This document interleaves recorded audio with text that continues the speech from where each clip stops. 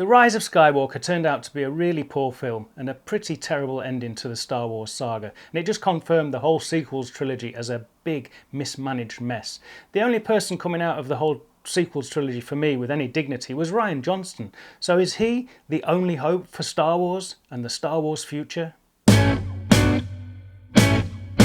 Hi, I'm Richie Stormtrooper, welcome to the channel, and I've just got to get a few things off my chest about The Rise of Skywalker and the whole Star Wars saga again. I'm sorry. In another video, which you can see by clicking here, I go into more detail about what I thought about The Rise of Skywalker and the sequels trilogy as a whole, but in this video I'm thinking more about the future of the Star Wars franchise and what Disney have got in store for us. Quickly recapping then what I thought of The Rise of Skywalker, I just thought it was a horrible, undignified exercise in trying to delete episode 8, and some of the swipes at Rian Johnson for daring to do something different were really petty and terrible. I thought it was basically undignified and the whole thing was a mess. I mean, it was a really stupid movie. It might not have been so bad if they hadn't spent the first 40 minutes just basically distancing themselves from episode 8 and basically trying to delete everything that Rian Johnson did. Whether you like The Last Jedi or not, and I know a lot of people really didn't like it, whether you liked it or not, it is canon, it did happen, it was there, and using half of the next movie to basically ignore it just made for a terrible, terrible mess. And it left no time for any further advancement of the character development or anything like a coherent, interesting story. And then it was packed full with even more new characters that didn't have any time to really do anything, and Rose was completely ignored. It was just a big, horrible, incoherent mess. I personally probably won't be able to go back and watch any of the sequels trilogy anymore. It just doesn't make much sense to me anymore.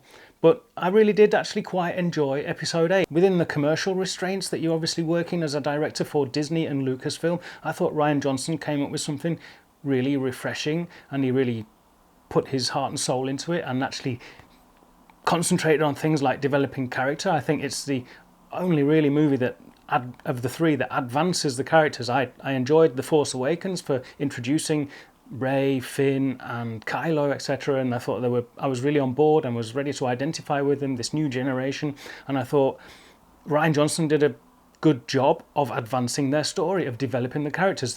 You really feel that they were different at the beginning of the film and to the end of the film.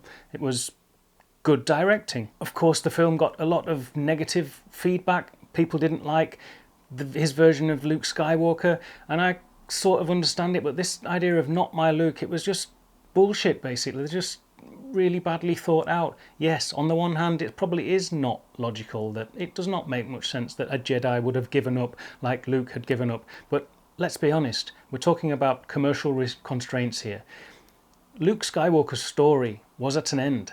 The original trilogy was the end of his story. He made his journey. He became a Jedi Master. And a Jedi Master, as much as we may love the Jedi characters, they are pretty boring characters because they have arrived. They are seemingly untouchable. They are absolutely calm. They are in control of themselves and the Force. So, yes, he probably would not have given up. A Jedi Master, it is not in a Jedi Master's nature to give up, and not in his nature to toss away a lightsaber. But you want Luke in this film, right? If you're Disney, you're going to have Mark Hamill in this film just for the fans. So you have to find something for him to do. But you can't just go back and make him the substitute for Yoda and just make a mirror image of Empire Strikes Back and have him be a terribly boring character who just trains Rey and sends her on the way.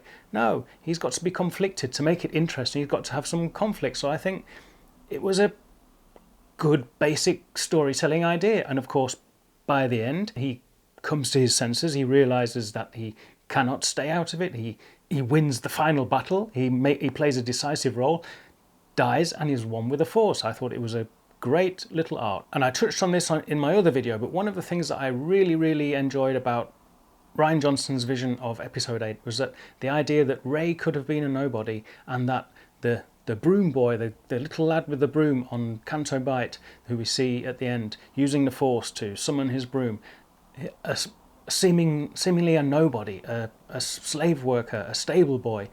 He could be sensitive with the Force, or very powerful with the Force, that the Force is not the property of a few Jedi Masters or Siths. It's the property of the universe. Anyone can access the Force. You don't have to belong to a chosen family. I found this concept really, really exciting, and I thought it set up a potentially really good ending to the saga. But obviously J.J. Abrams went another way and brought back the bloody Emperor.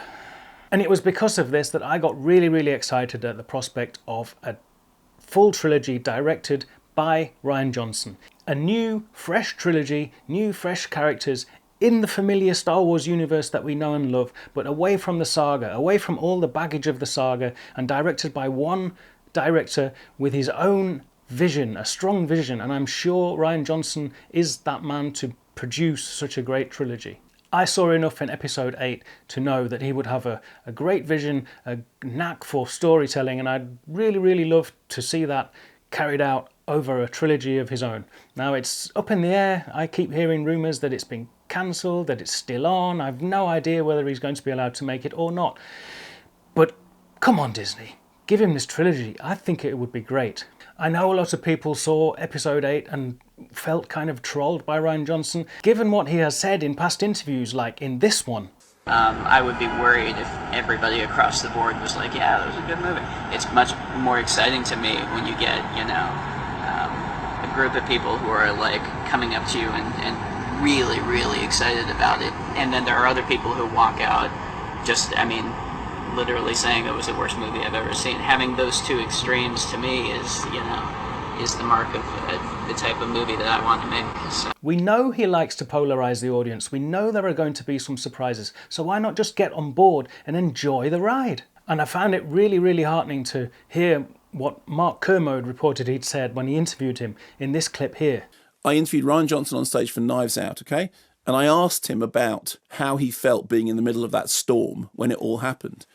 And he said, I feel nothing but positive things about it. He said it was the best experience of my life. He said, I absolutely loved it. I got to make a Star Wars movie. And yeah, people had loads and loads of opinions, and some of them were very hostile and some of them were very positive. And he said, I have nothing bad to say about it at all. And I feel like going, that, people, is how you play this game. Exactly. Those are the words of a man who loves his work, is really enthusiastic for the project, and genuinely felt it was a privilege to work on Star Wars.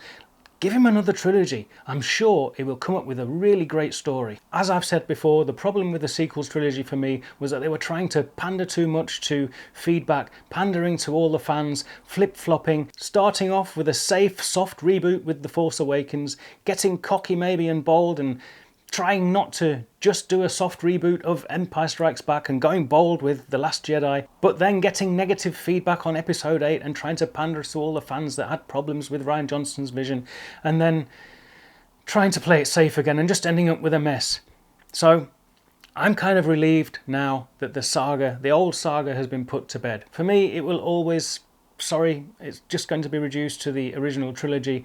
That's the only thing that I can genuinely love. The prequels I still find largely unwatchable. Some good ideas, a good vision. George Lucas is a visionary, but it was badly written and badly implemented. And the sequels trilogy was just a big mess and the story of a failure to fulfill potential. So despite the negativity of mine towards the sequels, I think the future for Star Wars is bright. I think they can really move on from here. They can cast off the shackles, get rid of the baggage of the old saga and do something fresh and new. I have probably most enjoyed Rogue One and Solo because they kind of stand alone. Yes, they are connected to the original trilogy and the original saga, but they occupy a space of their own and there was more freedom. Despite all the troubles of retakes, refilming and sacking directors, getting new directors, whatever, they managed to put something rather coherent together, and now we can move on. We can expect new trilogies, new standalone movies by new, young, refreshing, exciting directors, and I'm positive we're going to see something really, really entertaining. Because we Star Wars fans are a difficult bunch. We all have big expectations. I try to calm myself down, not to have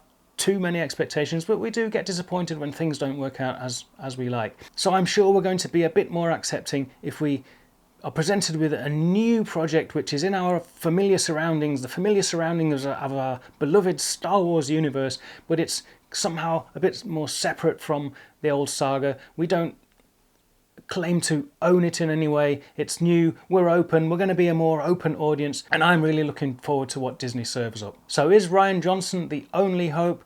No, of course not. That was just a bit of a clickbaity title, to be honest, but hey, YouTube.